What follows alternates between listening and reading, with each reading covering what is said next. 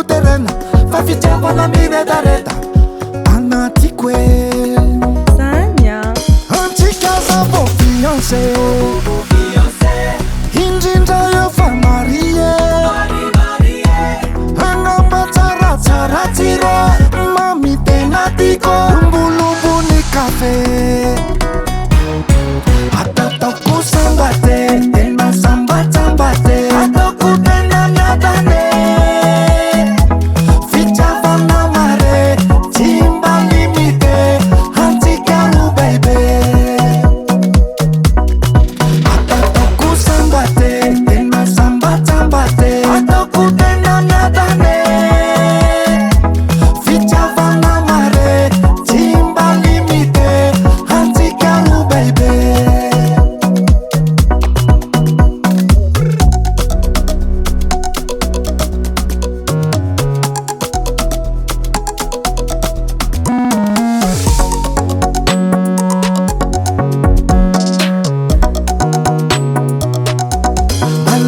alalatikoa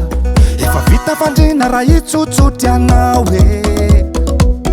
le akanjo mandrina vaovao be amile raitra sy lay lafo be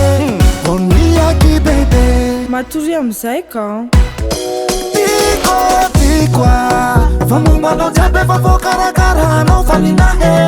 entipitiavana zaho io tsy devoarana hoeno terena fa fitiavana miredareda anatyko e Sanyo antsika zavo fiancé indrindra efa marie angamba tsaratsara tsiro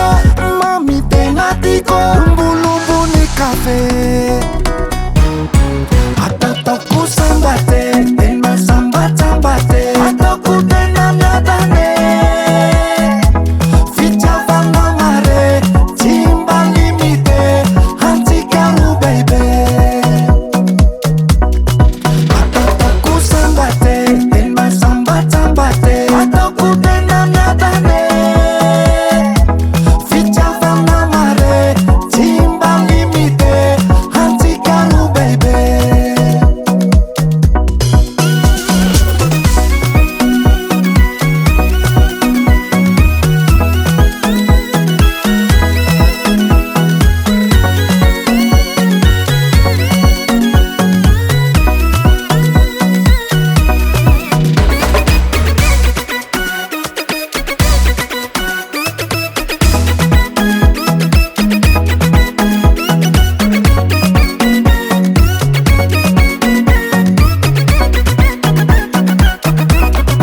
atataoko sambate tena sambatsambate ataoko tena miadane